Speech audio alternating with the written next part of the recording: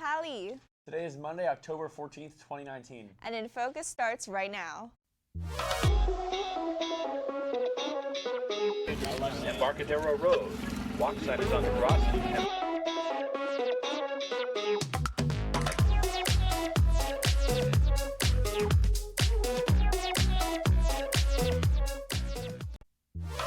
Pally's Wellness Center is hosting a mental health fair this week. A workshop is coming to help seniors working on college apps. And college fair is quickly approaching. All that and more is coming up on today's show.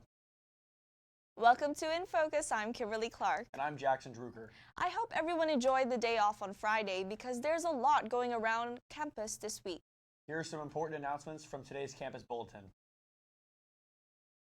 The Pally College Fair tonight in the Peary Center from 6:30 to 8:30. Over 100 representatives from California colleges and universities, as well as out-of-state public and private institutions, will be in the fair, offering students and parents the chance to meet college representatives, receive general information, and answer to specific college questions. Students are highly encouraged to pre-register with the QR code on the screen. See Naviance for a list of colleges that will attend. The Wellness Center is hosting an annual resource fair, showing what different local organizations and Pally clubs are doing to promote health and wellness.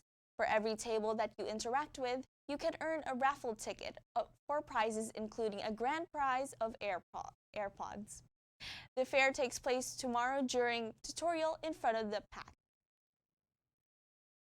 Students can take a sneak peek inside the admissions process of the UCs by analyzing a student's application in addition to hearing helpful tips for writing personal insight question responses. The workshop takes place tomorrow during tutorial in the College and Career Center conference room. Space is limited to only the first 50 people who arrive, so only they can participate. Bring paper and pen, because the workshop will run approximately 1 hour after school, so be prepared to stay a bit later. All this college talk can get pretty stressful for our juniors and seniors. Well, our memologist, JP Conrad, is here to lighten the mood a little with the daily segment. That's right, Kimberly and Jackson. In today's episode of Explain the Meme, we found an Instagram account run by a Pally student who posted this meme about our show. As you can see, the image was used in the meme that we explained last week. SpongeBob's eyes are bulging out of his head as he is in shock. I mean, who wouldn't be? We are, after all, explaining memes in our daily segment. This student even made other memes about us. Send your memes or send memes you would like to be explained to bulletin@infocusnews.tv. That's all from me. Back to you. Thanks, JP. Pally students are really engaged around campus this year. Now let's take a look at what's topping today's headlines. 2 people have died in the Sandalwood fire, one of several fires burning in Southern California. Only one of the victims have been identified. The Sandalwood fire is burning in Calimesa, about 70 miles east of Los Angeles. It started as a trash fire Thursday afternoon and spread to vegetation. It's damaged or destroyed at least 90 buildings and burned more than 800 acres. It's at least 25% contained as of Saturday. Albuquerque, New Mexico's balloon fiesta is winding down. Sunday's the last day of the annual 9-day festival. People from all over the world have come since the festival started in 1972 to enjoy the launch of over 500 balloons. Using the equivalent of 54 football fields of land to launch the balloons, the fiesta is the largest ballooning event on Earth. At least 10 people are dead, 9 people are missing, and 141 injured from Typhoon Hagibis. It's no longer an active system, but Japan continues to assess the damage from the powerful storm. It drenches cities, caused rivers to overflow, and devastated buildings with fierce wind. The Japanese Defense Ministry has mobilized 27,000 personnel for search and rescue efforts.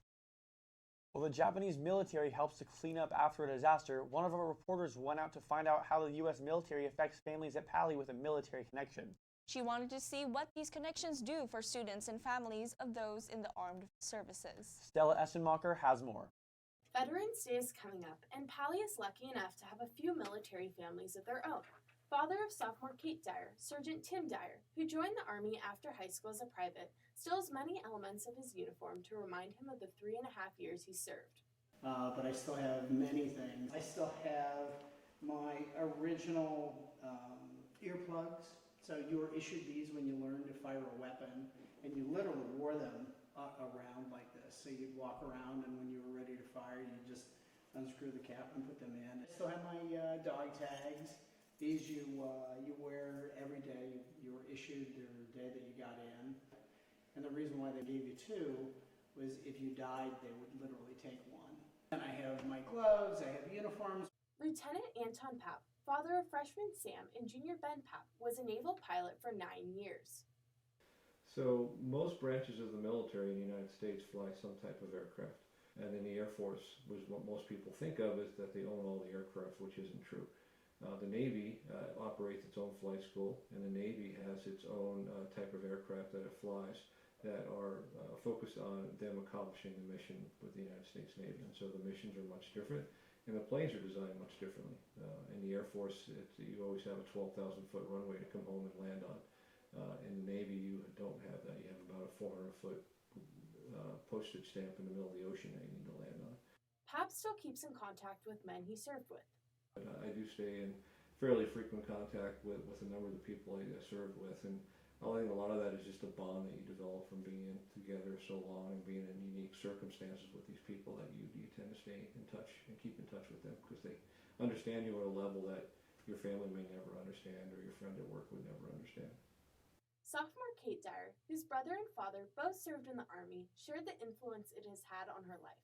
Just like hearing about the stories of him being in the military is really cool to hear, and has kind of changed my perception on the military, and like I probably think about it differently than other people do. Those other people often hold misconceptions. It's not easy to get accepted into any of the United States military academies, whether it's the Naval Academy or West Point.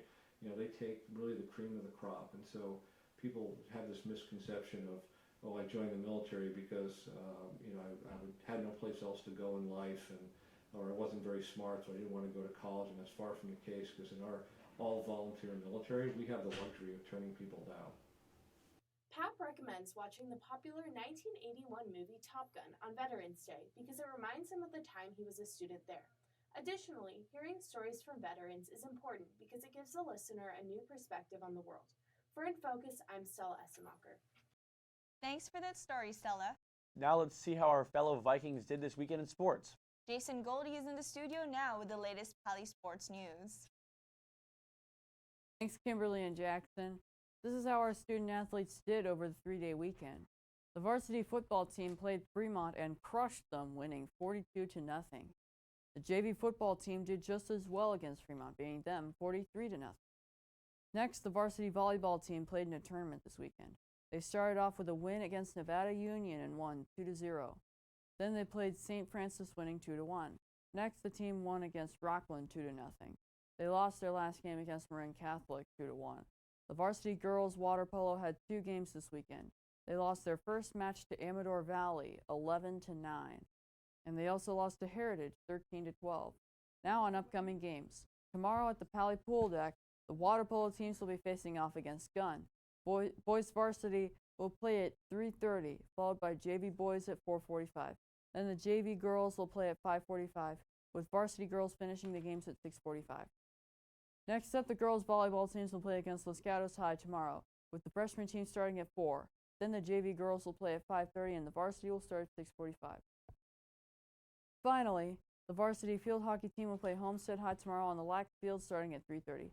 That does it from me. Back to you. Well, that does it for today's episode. Be sure to visit our website to check out old episodes, check the bulletin, or send us an email. Until next time, have a great day, Pally.